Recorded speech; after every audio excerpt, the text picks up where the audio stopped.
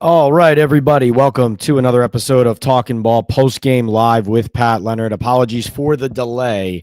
That is what happens when the Giants go to overtime and when content just pours in. I'm talking about interviews with Abdul Carter, Malik Neighbors, Jackson Dart, Russell Wilson, Brian Daboll. Everything you want to know from the Giants locker room right here on Talkin' Ball Live with Pat Leonard. This is my YouTube channel, PL on NFL. Come here for all the latest Giants and NFL news, brought to you here by my bookie, Boom Chaga Mushroom Super Drink, hooks, rubs, and spices, and Sal Loretta for Men in Midland Park, New Jersey. Luxury menswear and tailoring gets me looking good for all of my Giants arrivals around the country as I travel and follow this team. So much to talk about here, so much to digest. Honestly, my head is spinning. I'm sure yours are too. There were plenty of things that were positives. There were plenty of developments that you can be encouraged about. Obviously, Russell Wilson answered the bell. He even showed fight post-game. Russell Wilson saying after the game that this was the kind of game, he said, there's been a lot of noise. This game meant a lot to me. It was time to answer the call. It was like, nah, you know what I mean?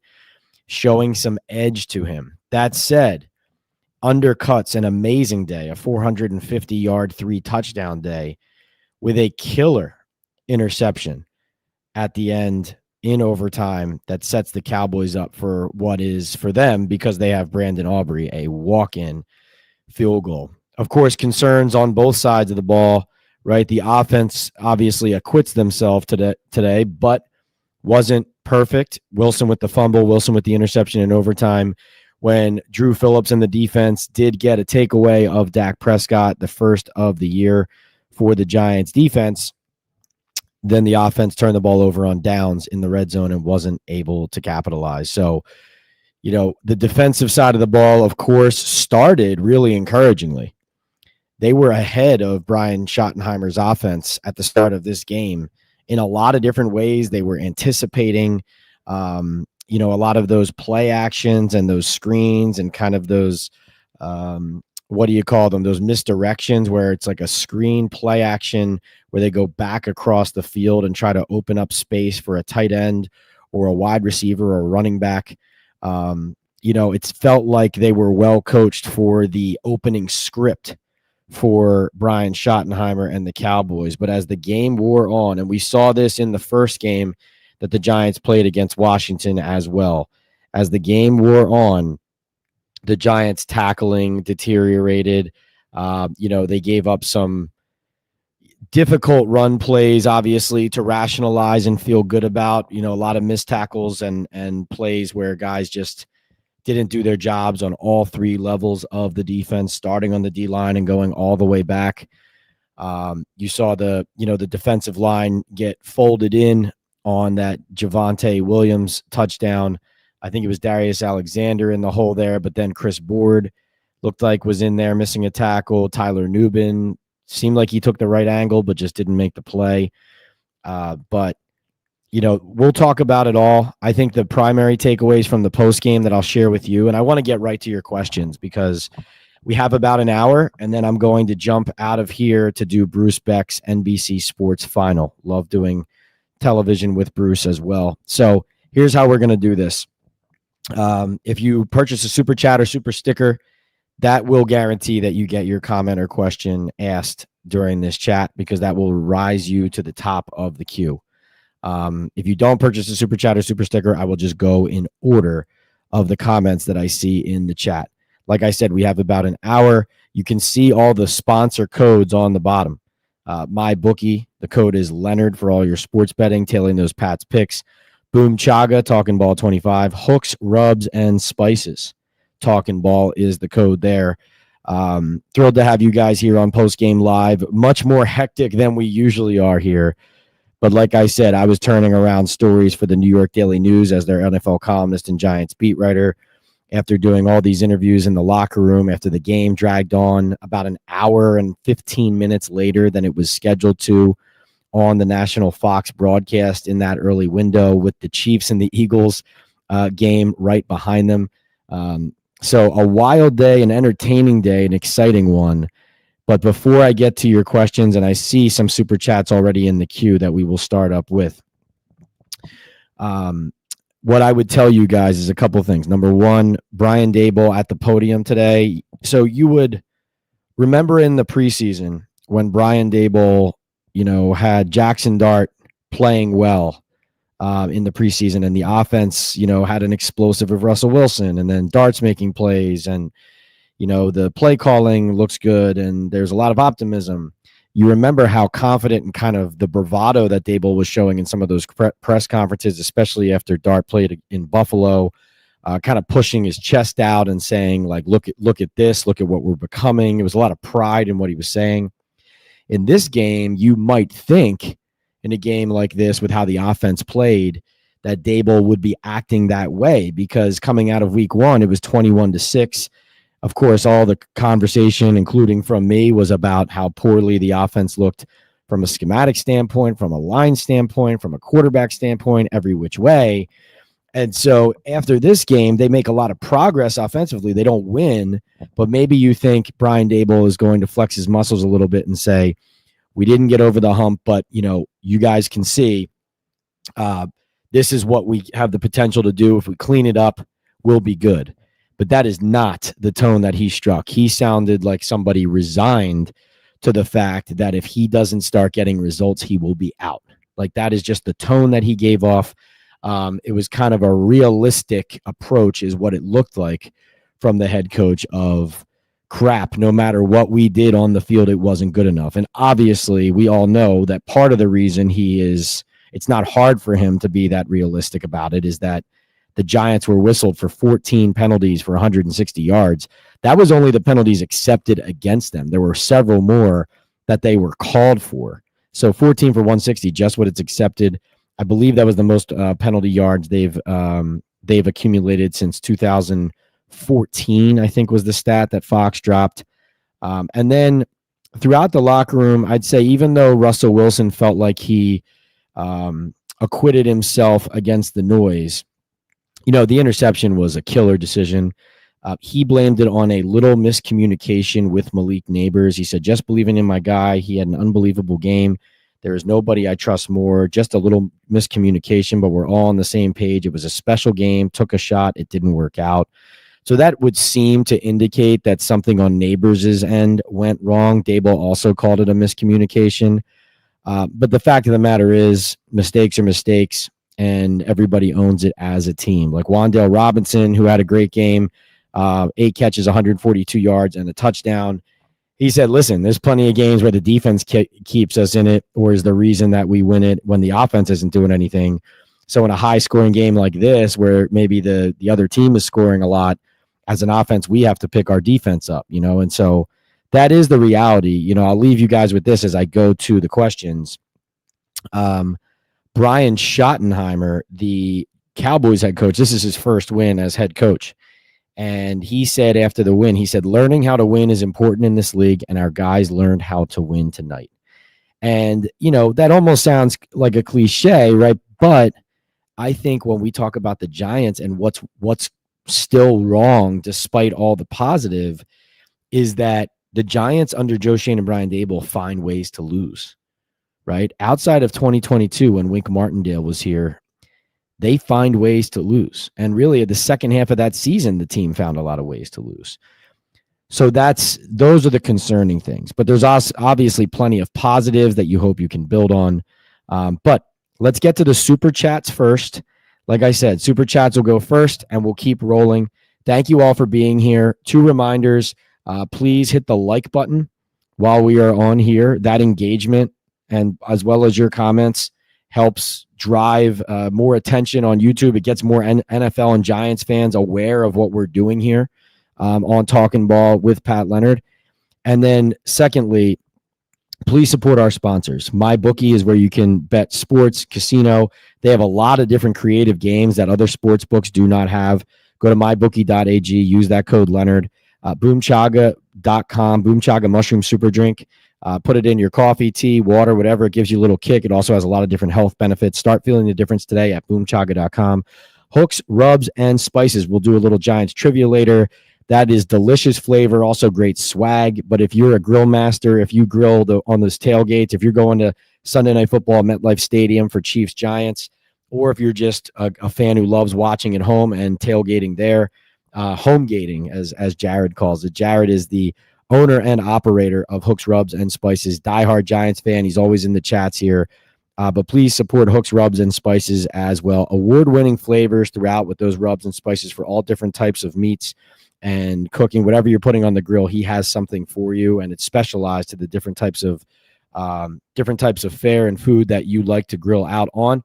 And then, join the flavor family with Hooks Rubs and Spices. It's at Hooks Rub all over social media, and hooksrub.com is the site there. You use our code and you will get 15% off on Hooks Rubs and Spices. Talkin' Ball is the code at Hooks Rubs. We also have a merch store now on our YouTube channel. Go check out that Talkin' Ball merch. If you're a diehard, I'll be finding ways to get you guys with merch coming your way. Last thing, those of you who are punching comments into the chat, those of you who want to but can't, in this chat, if you are watching and it's not letting you comment, you just have to be a subscriber on the channel. It is free. So if you subscribe to the channel, it should, after 5 minutes, allow you to ask a question. So that's the setting that we have just to prevent like spam from all these robot accounts and stuff like that.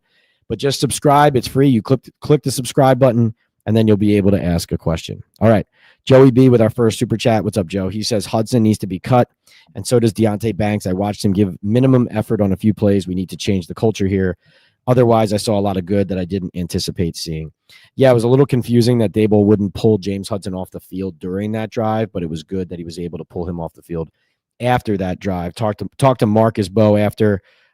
Seemed calm, seemed poised. Definitely the left side got quieter when he was on there. So that was an encouraging part of that, but certainly that lack of discipline from Hudson concerning, again, coaching. But also, guys, this is a free agent signing of Joe Schoen in the front office, right? So this is this is identification of a player they felt like would be a good swing tackle for them, and this is the result in week 2. Now, yes, it does remind us how important Andrew Thomas is to the offense and to the team, but at the same time, you've now invested in this player, so he's got to help you.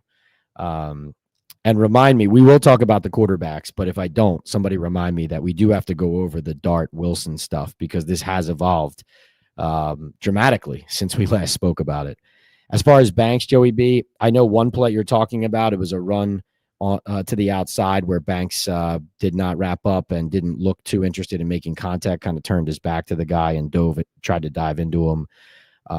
He played more today than I expected. I'm not exactly sure why, but there was more of a rotation with Flott than there had been in the first game. Mike says, I think cut James Hudson once Thomas comes back and trade Jalen Hyatt. Marcus Bowe should be the starter until Thomas comes back, at least, because we scored 37. Yeah, I mean, no reason to reward Hudson's behavior, right? Especially because, like, one thing Daboll has had to work on over the years is keeping his composure better, both with his staff and running these games. And, that's just not acceptable.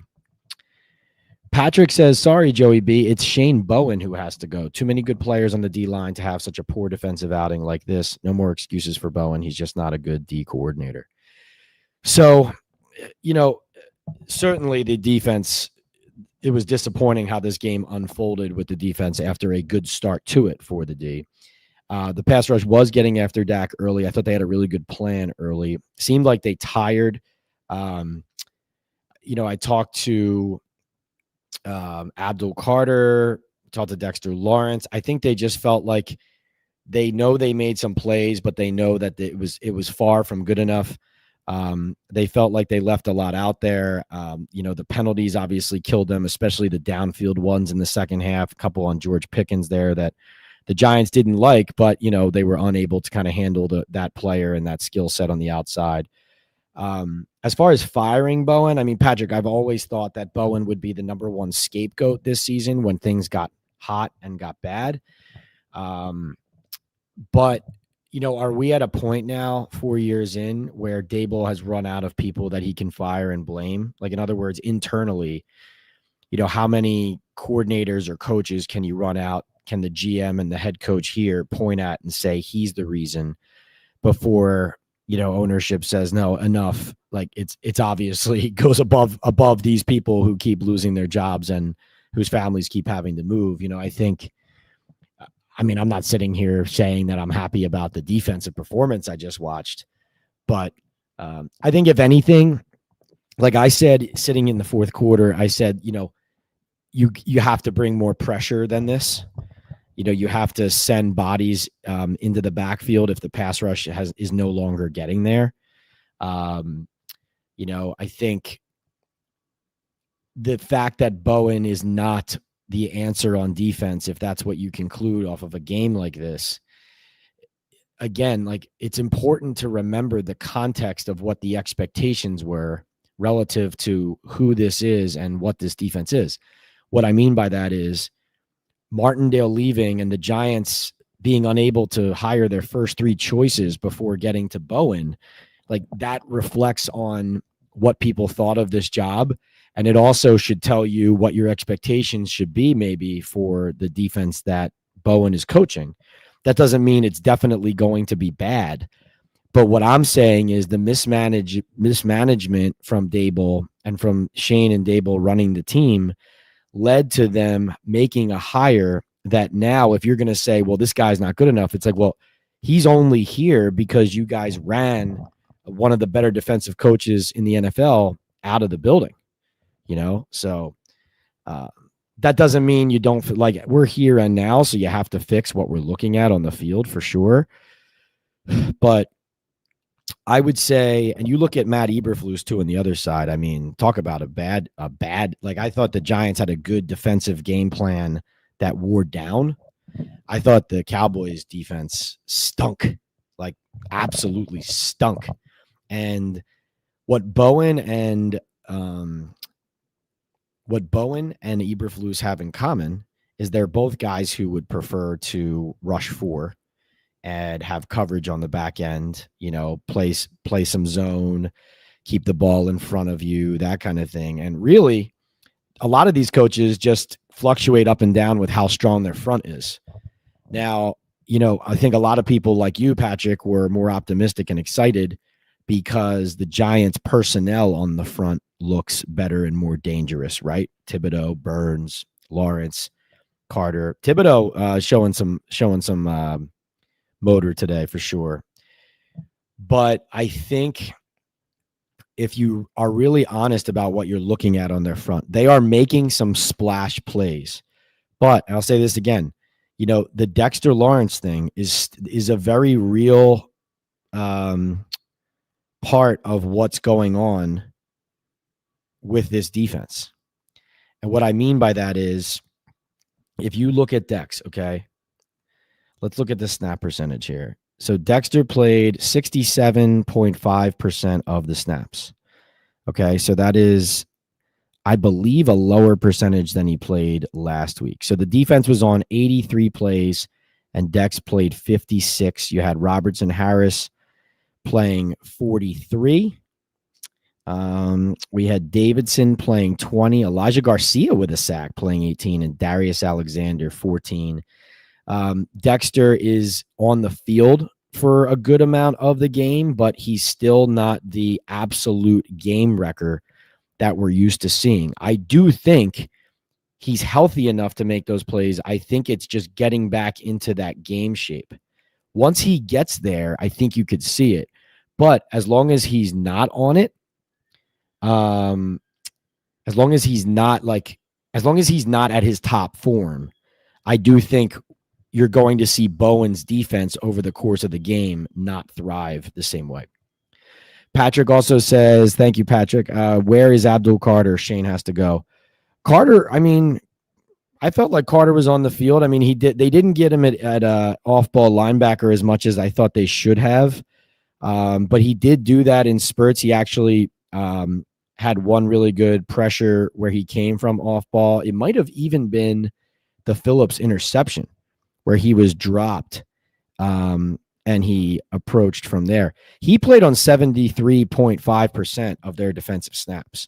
So 83 defensive snaps, he played on 61 of them per next gen stats. So he only played 38 snaps on defense the first game. He played 61 this game. So, I mean, they were getting closer to doubling his snaps. I did talk to Abdul after the game. He basically had his attitude essentially was like they know they didn't make enough plays to win. And, you know, he said you can't let this losing bleed into the next game and that kind of thing. They just know they have to clean it up and do better the next time. Looks like the Chiefs just fell to 0-2, so now they're coming into MetLife Stadium with an 0-2 record. Angry, ornery, maybe vulnerable, but also with Patrick Mahomes, a quarterback, and Steve Spagnuolo as defensive coordinator. Yeah, Carter, I think, certainly is screaming into the backfield on several occasions. Also, just like every other player on this defense, like I think Abdul is honest about it. Like there's stuff he has to work on. Like I think there was a run play here or there where he just got kind of trapped and folded inside and didn't get to the ball carrier. And you know, he's a rookie and he's not an interior D lineman, so sometimes you're going to get caught in the wash. But that edge setting, that ability to get through a crowd and still make a play, and especially defending the run well enough so that you can defend the pass. Let's take a look at the stats defensively really quickly.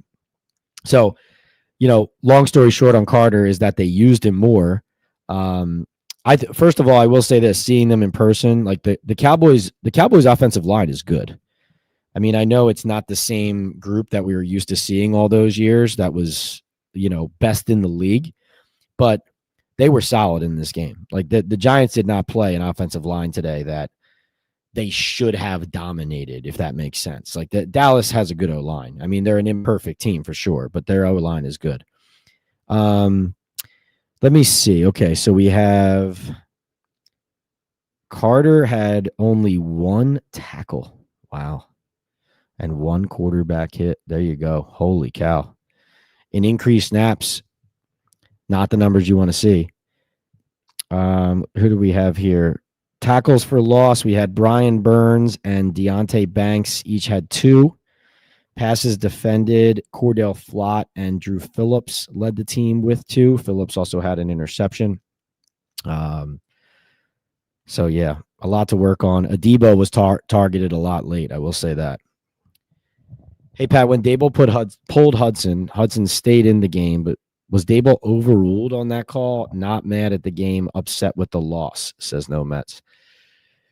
No, you know what happened there? It's like it looked like Hudson was taking himself out because of his frustration. And the players and everybody on the sideline was waving him back in to stay in. Like even Jameis Winston was like out there on the field, like a few yards onto the field, waving him back on and telling him, no, you're not coming out. I don't know if, you know, they weren't prepared to just throw Bo in at that exact moment, or if, you know, it could have been in part that, you know, like, yes, you're getting him ready to play, but are they saying, hey, let's get the rookie ready for the next series and then put him out there? But in the moment, what I saw, because I was watching him obviously during that drive the whole time. I mean, you're seeing him essentially lose it out there on the field. It was really after the sack by James Houston. Houston got a sack of Russell Wilson on him. And then after that, it was 4 penalties in the next 6 plays. I mean, you never see stuff like this. But no, the way I saw it on the field was he was pulling himself out because he was frustrated, and then they told him to stay in. But of course, you know, at that point, they should have pulled him out. All right, let's see. Who else do we have here with the super chats before I jump back into the regular queue? So the Colts really beat the Broncos, huh? Let's go to Daniel. No, you know what? I'll do that in the chat. I'll stay in the chat. The Indianapolis Colts 29-28. That was a -1 game too. Holy cow. Daniel Jones 316 and a touchdown. I'm catching up on some of this stuff, guys, because I was all over this game, obviously. All right. Keith Wilson says, I don't know where we go from here because the changes that need to be made are obvious to everyone. But Daboll and our team, and I don't know where we go from here because the changes that need to be made are obvious to everyone. Daboll, our team, and we have to look to moral victories. Oh, I see what you're saying. So you're saying that there are clear things holding this team back. So what do we do from here? Because there are some positives, but the negatives are going to continue to drag them down until they address them. Yeah, I'd be curious to exactly what you think those are. I mean, we've identified some of what is frustrating you guys. Shane Bowen's defense being one for some of you. And then, but here's the interesting thing. In the first game, the defense is the only thing that kept them in the game, and the offense let them down. In this game, it was the offense scorching, and the defense couldn't hold their water. And then eventually, at the end, the offense breaks too. Here's what I think, Keith. I mean, listen, I did not think Russ and the Giants were capable of this kind of offensive performance. So obviously he proved me wrong there. I did underestimate, I will say, not taking any credit away from the Giants, but I underestimated the impact that Deron Bland being out of the Cowboys lineup was going to have on this game. You know, I think a lot of people were coming in here wondering, like, why is this line dropping to -4.5 and -4, at places like MyBookie and, on sports books. And clearly it was because without Bland, that meant Trayvon Diggs had to play more. Trayvon Diggs was, he was on the field, but he was about 50% of what he normally is as a player when he's fully healthy. Like watching him in person, there were some plays where they were targeting him and it looked like he was running at, half speed. So, all right, let's go to the next. Thank you, Keith. But yeah, so that to bring that point home, basically the Giants saw something in Eberflus's scheme, but they also were able to adequately identify, and Wilson able to identify in the game who he could attack effectively, right? And they just didn't have enough going on the backside. Avex says, Pat, Hudson should be released immediately, in my opinion. Bowen deserves massive scrutiny. Russ did everything he could have asked. I feel bad for the offense. They clearly worked to improve this week. And, every week is a new week, right? So against the Chiefs, it's going to be a different coach they're facing, a different game plan.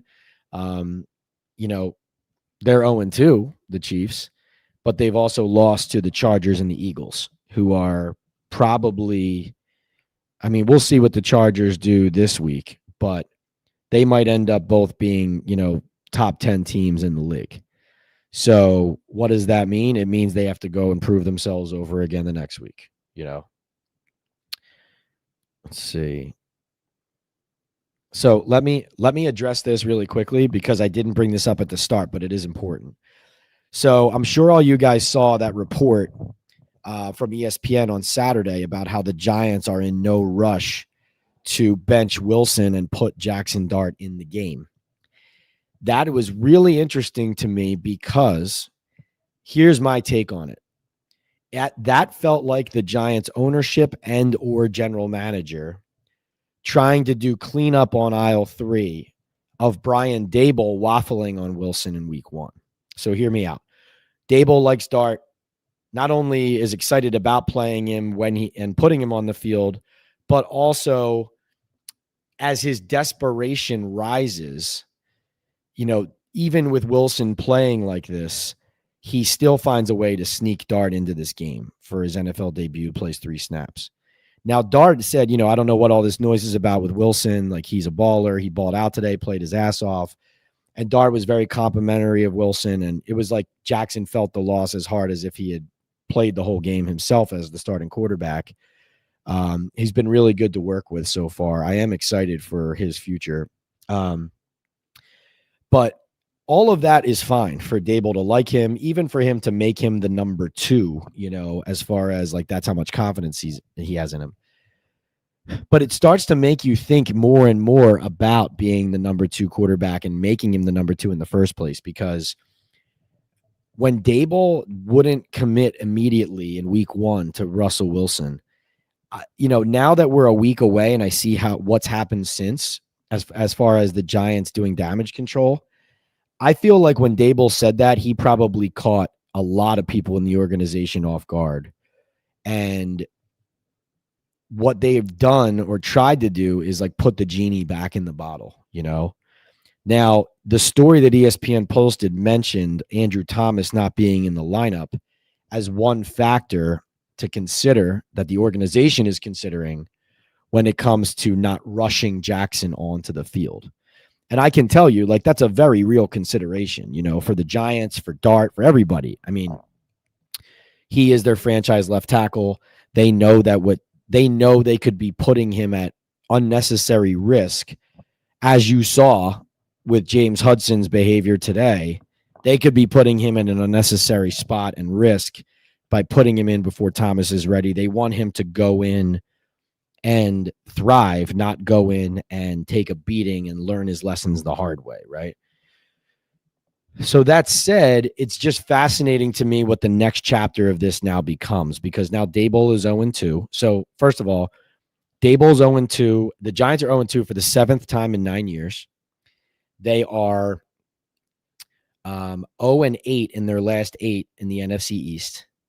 And they are 0-7 as a regime, Shane and Daboll, against the Dallas Cowboys. Okay? So that is where they find themselves. Now, if you're the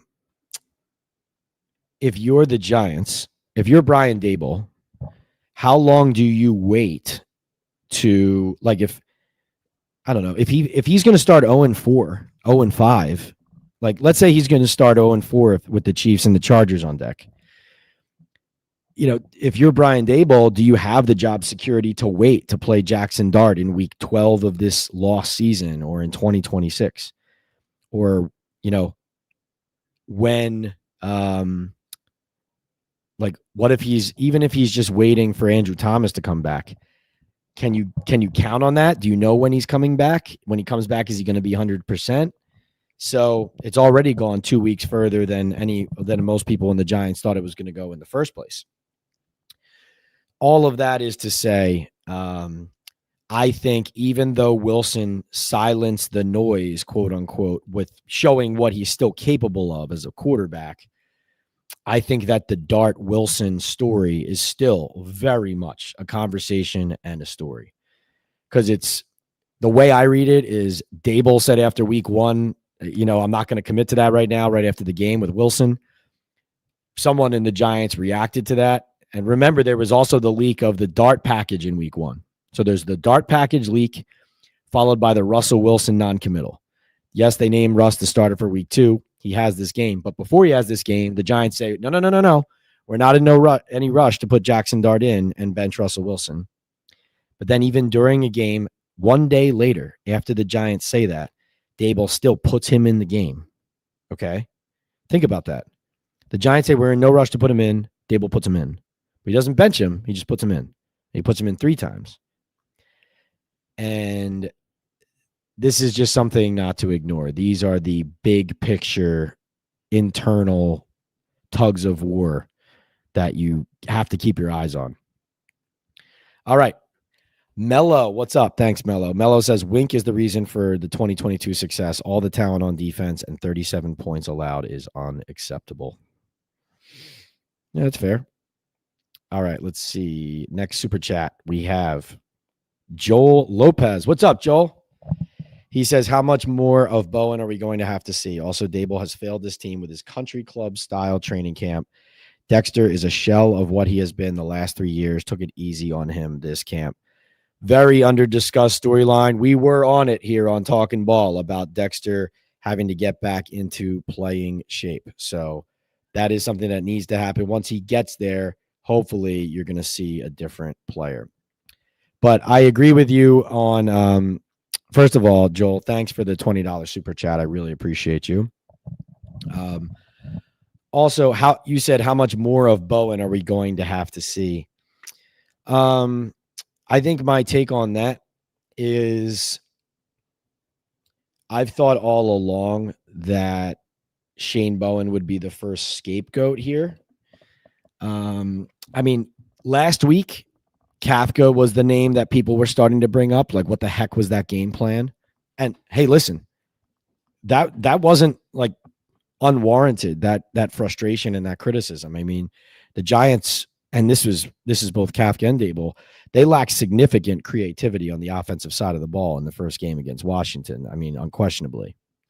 Now here in week 2, you're happy with the offense, but now you feel like the defensive scheme severely lacking. So I think judging or pulling the plug on a coach, a coordinator this early would be, for Daboll, I think, would be a panic move. Like if you go to that now, who's your coordinator? I know I've seen some people suggest Marquand Manuel should be it, but I just think the Giants are at this point, and this is why I felt like Daboll's tone after the game indicated a bit of, if not resignation, then a reluctant acceptance of what the reality is here, which is the reality is if he doesn't get wins, is he really going to be able to fire this coordinator and hire a new one, push into 2026 with a new staff and say that that's going to fix things, and and continue to convince ownership and, sell to the fan base that he can make it look different with different coordinators underneath him. I mean, listen, a lot of positive comes out of this game. Dallas's offense is very good. So, I mean, they're not perfect. But Javonte Williams ran well today. Their O-line is good. Like I said, I think Dak is good. I know he catches a lot of heat, but I like Dak a lot as a player and as a leader. And they have receivers that are very difficult to handle. I mean, there is really no defense in the NFL that is going to, like, obviously going into a matchup against this offense, shut them down. I mean, they're super talented. But, listen, the defense has to be way better than it was today, or they're not going to win games. And then I guess the way I see it, guys, is at this point, I'm saying this is the staff. This is the team that you brought back from a 3-14 season. And I'm talking to ownership here, right? Like, to bring them back and then say, oh, we have too much talent for this coach, we got to bring in somebody else. I mean, it's just the same old story and conversation and finger pointing that we see every darn season. It's like, at some point, it's also the players and the people running the team. That's my take. I can see your frustration, though, and understand it, Joel and everybody, because I'm the first one who has said this, right? The Giants' problem going into this game, going into this season, is that they don't score enough points. And then finally, they put up 37, including 2 bomb touchdown passes from Russell Wilson that seemingly are the clutch game-winning go-ahead plays, and you still lose because on the day your offense finally figures it out, your defense can't stop a nosebleed when it matters down the stretch. I totally understand, it's like, wait a minute, finally. But like I said, Wan'Dale Robinson, I thought, put it best. He said there's been plenty of games where, the defense, held us in it or played great and we couldn't score, or we weren't scoring enough and they kept us in it, right? And so it's hard for anybody on this Giants offense to say, what's with the defense, right? Because, I mean, this is the Giants. I mean, they never score like this. So if they do it, if this becomes a trend, like if they become a team that scores, 24, 27 points a game and they're still losing because the defense isn't good, if that happens against the Chiefs, that happens against the Chargers right now. Now you're talking about, well, whoa, wait a minute. Now it's the defense, right? That's what I would say. That is actually the shorter, better answer for you. If the Giants are scoring 24, 27 points a game or 37 like this, and they're still losing, and it happens, several weeks in a row or 3 times out of 4 games in a month, that kind of thing, it becomes a trend and that becomes your team. Now it's fair to say the defense is letting our offense down. But I'm just fighting back on it's the defense when, listen, the offense had a good day and the defense didn't back them up when it counted. But like I said, the defense got a turnover on one drive and the offense turned the ball over on downs in the red zone. So it wasn't the offense wasn't perfect. And we've just seen a lot of the Giants defense carrying this team if and when it is competitive. So I thought they had a good perspective on it in the locker room, which was like, listen, just as a team, we have to find ways to win instead of finding ways to lose. They just find ways to lose too much. I thought the officiating was rough. Reminded me of the 70s. Some of the calls were ridiculous and overlooked on the Cowboys' behalf. No excuse, though. Yeah, Steve, you know what? If the game stayed the way it was like early in the third quarter, I think by the end of it, the penalties would have looked so lopsided, then it would have been a big conversation. But first of all, the numbers were lopsided early in part just because of Hudson's like outrageous first drive. And then secondly, in the second half, I mean, especially in the fourth quarter, they were whistling the Cowboys for a penalty like 1 out of every 2 plays. They must have had a penalty on 5 straight kick or punts. Like their special teams unit was committing a penalty almost every time they were on the field. It was insane. By the way, Joel, not to ignore your country club comment, the Giants did do more this summer than they usually do. But again, to your point, it's kind of like the coddling and taking care of the players and especially the big names not being on the field as much, the slow drip of rehab back from the injuries. I agree with that. I don't think it gets them ready to play, and it damages them at times. Kevin, thank you so much for this super chat. Really appreciate you. All right, we are all caught up on super chats.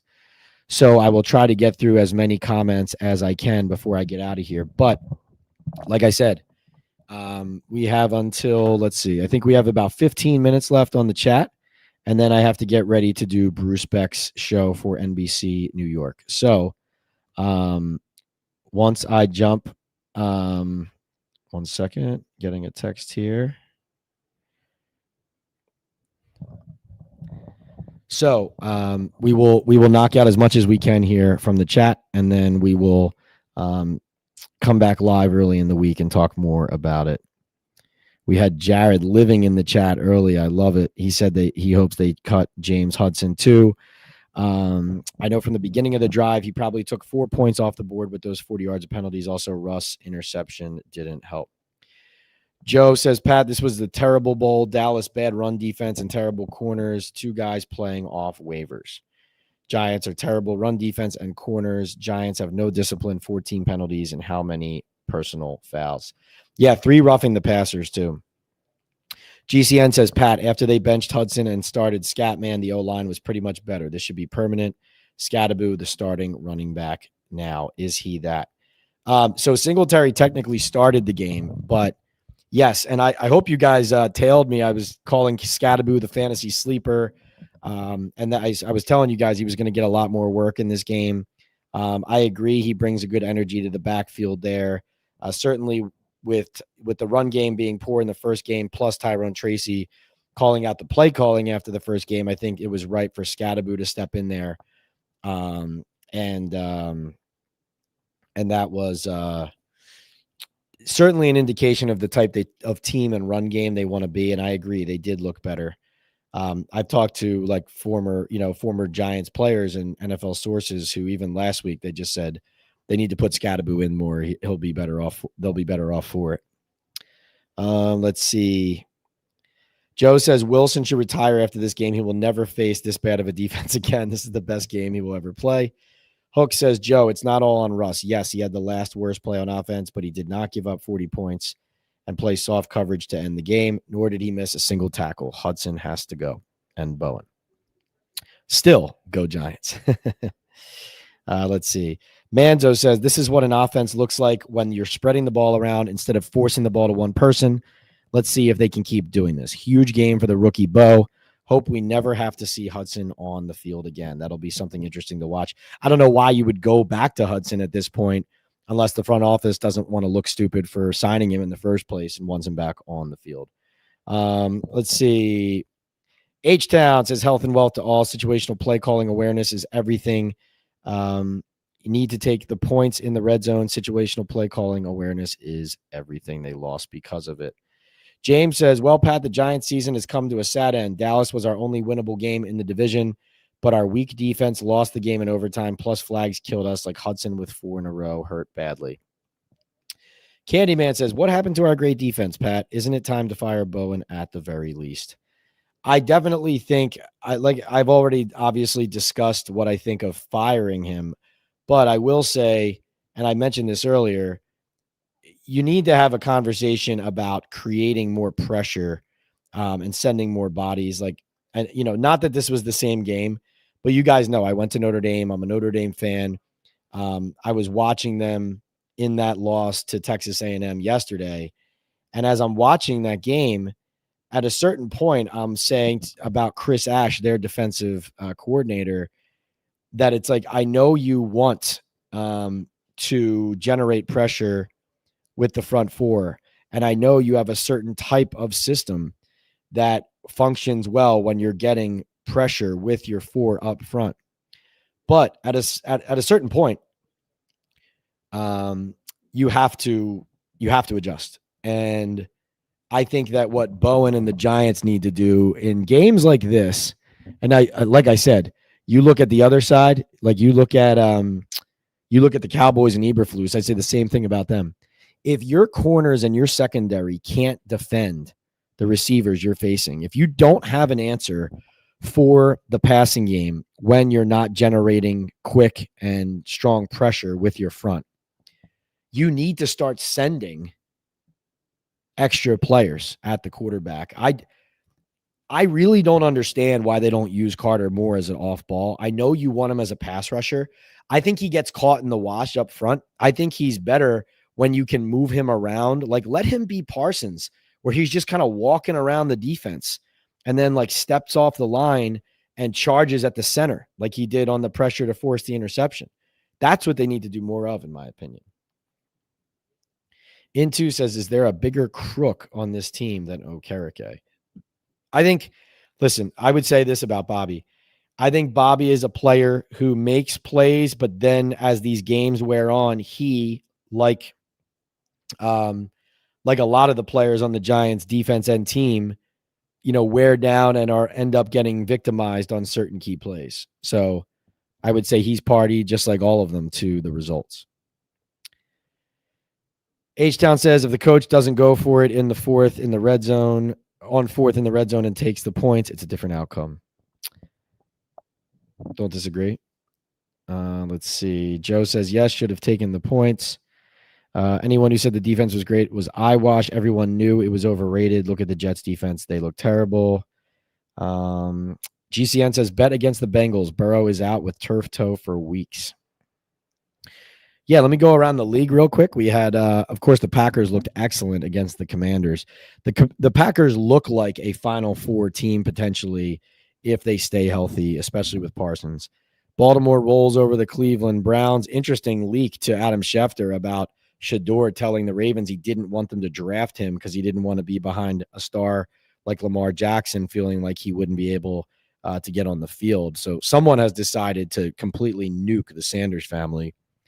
Bengals did win and come back and beat the Jacksonville Jaguars. Impressive.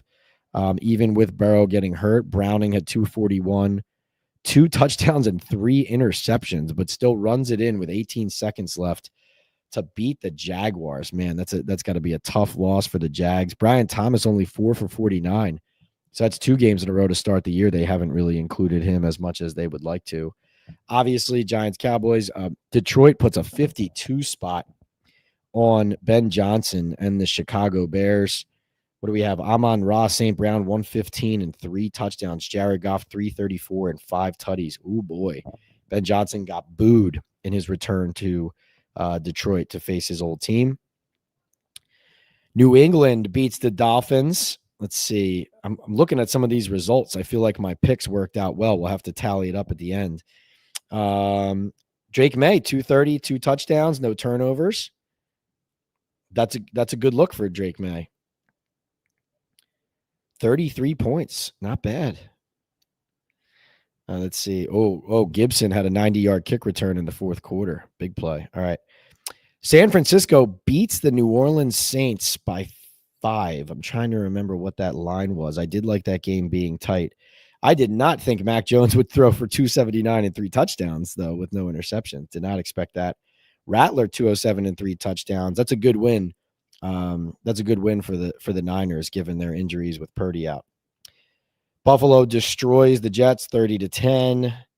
I believe Josh Allen broke his nose, came back into the game. James Cook rolls. Justin Fields ends up coming out. Tyrod Taylor goes in. Seattle with a win over the Steelers. That was a popular pick, I felt like, even though Vegas didn't have it looking like one. Seattle's a pretty good team. I'm not sure if they're going to be a really good team, but they're not a pushover. LA rolls against the Titans. The Rams. Puka scores. Devontae Adams scores. Blake Corum scores, even though he only had 5 carries. Cam Ward had a good highlight, but Titans don't get it done. Arizona over the Carolina Panthers. I loved this game. Oh, I think the Carolina Panthers covered in this game, though. Is that a bad beat for me? Let me check. Let's see. The line on that was, it was 7. The Panthers covered. Brutal. So I got the, all right. Wow. Rough start on Pat's picks. I think I'm 0-6 on Pat's picks, but then I was 10-6 overall in the first week. Brutal.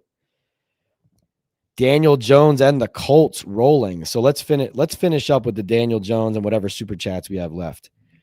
So in addition to the Giants being 0-2, Daniel Jones now, 2 straight strong performances to start the season with Shane Steichen and the Colts. 316 and a touchdown, plus a touchdown rushing as well. And the Indianapolis Colts start 2-0, and they beat the Denver Broncos, who were a preseason Super Bowl pick for plenty of people out there. So in addition to Brian Daboll and Joe Shane being 0-2 and never winning in the NFC East and never beating the Cowboys, the quarterback that they cut and let go and basically treated like a problem is now 2-0 for a team that was supposed to be bad. And the Eagles beat the Kansas City Chiefs by 3 in a rematch of last year's Super Bowl. Obviously, have faced twice recently in the Super Bowl. Saquon goes for 88 yards and a touchdown. Jalen Hurts, very limited in the passing game, only 101 passing yards, but does score on the ground. So the Chiefs hold the Eagles to 20, but they still lose. Mahomes only 187 with a touchdown and an interception. Obviously, Xavier Worthy being out, a huge blow to their team. All right. Let me make sure I don't miss any super chats here on the back end. Josh Soul says, not game related, but appreciated the question you asked Jameis Winston. Killed the whole he came to the Giants to be a backup narrative. Thank you, Ja. Yeah, and that interview with Jameis Winston getting a lot of attention on social media. Jameis, obviously, a great interview, and we were grateful to him and Jackson Dart for putting in the time talking to us this past week in the Giants locker room. But I think, yes, what Jameis said, if you guys missed it, first of all, subscribe to the Talkin' Ball with Pat Leonard YouTube channel, PL on NFL. You could get all this content, reels with Jameis Winston, Jackson Dart, Russell Wilson, Malik Neighbors. I actually got Abdul Carter one-on-one after this game and talked to him. So you can watch that interview exclusively once I post it. I will post it on the YouTube channel first on YouTube Shorts, and you can get it there. But subscribe, and you'll see what Jameis Winston had to say this week. He said that he told Russell Wilson when he came here that he was coming here to start, and that's what you want is for Russell Wilson to say, okay, I accept that. I'm ready for that competition, even though the Giants obviously didn't make it a competition. But he said that there's not 32 quarterbacks in the NFL better than I am. And he indicated, I asked him if he basically I asked him if he wanted to be traded or not. And he said, I said, would you like to have an opportunity to play elsewhere, anywhere, or do you like the role that you have here and you're okay with it? And he said, I'm grateful for the position I'm in now, and I'm doing with it what I can with what I have. So that was a way of saying, he's not saying no to, wanting to play elsewhere, but he's not going to put that into the atmosphere to be divisive. He's going to be a good teammate to Russell Wilson, to Jackson Dart, and he praises Dart, talks a lot about the dynamic in there. All right, let's finish up with the Hooks, Rubs, and Spices Giants trivia question of the day. This is our Giants trivia question where the first person to get the answer right in the comments wins free Hooks, Rubs, and Spices to put on the grill, whether you're at the tailgate at the game or you're home gating for the game. Hooks, Rubs, and Spices. We smoke meat.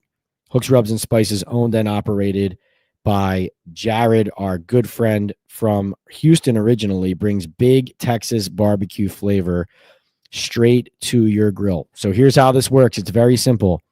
I ask a Giants trivia question, and the first person to answer correctly in the chat wins the prize. All right, here's your Giants trivia question. We have Wan'Dale Robinson and Malik Neighbors became the fourth Giants duo to record 140-plus receiving yards in the same game. Who is the last Giants receiver duo to record 140 receiving yards each or more in the same game? Wan'Dale Robinson and Malik Neighbors each had over 140 yards receiving. Who is the last receiver duo for the Giants to have 140 yards or more each in the same game? David guesses Knicks and Mario. No, good guess, though. David says Daniel Jones would cook our defense. All right, I'm going to answer John's final super chat, and then we'll pick our winner as you guys put whoever puts the correct answer in the chat, and then we will get out of here. John says, my take on Shane Bowen is he makes zero adjustments, same from last year. Final seconds of the game, his defense is 10 to 15 yards off, giving away free yards. That's not good coaching. He needs to blitz once in a while. Yeah, I would say this, as you just have to bring pressure, especially like if the Cowboys are a team that are going to be able to kick a field goal from 64 yards like Brandon Aubrey did at the end of the game, then the calculus of where you are on the field and where you have to pressure and when changes too, right? So for sure, I don't disagree with what you said at all. All right. David said Knicks and Mario. No. E-Man says it has to be Cruz and Knicks. No. Burris and Knicks, says H-Town. No. John wins. Odell Beckham Jr. and Sterling Shepard is the answer. Odell Beckham Jr. and Sterling Shepard. Odell had 143 yards and Sterling Shepard had 167 yards against the Atlanta Falcons with Eli Manning at quarterback, October 23rd, 2018. On the road against the Falcons, Odell and Sterling Shepard. So, John, here's how this works. You may be familiar, but my Instagram is PL on NFL. So you're going to direct message me at my Instagram account. PL on NFL is the handle, at PL on NFL. So direct message me your name, your address, and your email address. So it's three things: your name, your address, and your email address. And Jared and Hooks, Rubs, and Spices will send you some free product to put on the grill. Congratulations to John for winning the Giants Hooks, Rubs, and Spices trivia question of the game of the day. And like I said, guys, go to Hooks, Rubs, and Spices. It's hooksrub.com and use the code TalkinBall today. Last super chat, and then we're out of here. Patrick Evans says Saquon is 2-0. Xavier McKinney is 2-0. Daniel Jones is 2-0. Joe Shane not looking good for the GM. That's a very good point. That's a good note to end on. Unfortunate, obviously, that after so much positive today, especially offensively, that the Giants end with a loss. But as Brian Schottenheimer said for the Cowboys after his first win as Dallas's head coach, teams have to learn how to win. He said our team learned how to win today. The Giants reinforced that they are a team that knows how to lose. And whether it's week one when the offense let the defense down or week two when the defense let the offense down, the Giants are a team that, not without positives, but that at this point just needs results. This week, guys, look for some special guest episodes. I am trying to get Kurt Warner scheduled and on the podcast. That is coming down the pike. Looking forward to that. Like I said, he was actually complimentary of Russell Wilson, or not down on him after that first 6-point game. So he'll probably have even, a lot to say about why that was and why he saw this game coming. We'll also be doing Talkin' Ball Live with Pat Leonard during the week. I will get the schedule to you guys. It should be Monday and Thursday. That's typically when we go live, Monday and Thursday. But I will put it on Twitter, on X, all over social media. Follow me on Instagram, PL and NFL, and on Twitter. And here, subscribe to the channel. If you put notifications on the YouTube channel, you will get notified the second I put these live chats up and tease them out so that you see them, you can bookmark them, and you can be ready when we start. Thank you so much for being here, guys. This is Talkin' Ball with Pat Leonard, post-game live from Arlington, Texas, AT&T Stadium. Cowboys 40, Giants 37. Russell Wilson throws for 450, but ends with an interception. Brought to you by MyBookie, Hooks, Rubs, and Spices, Boom Chaga, Mushroom Super Drink, and Sal Loretta for Men. Thanks so much for being here. We'll see you next time.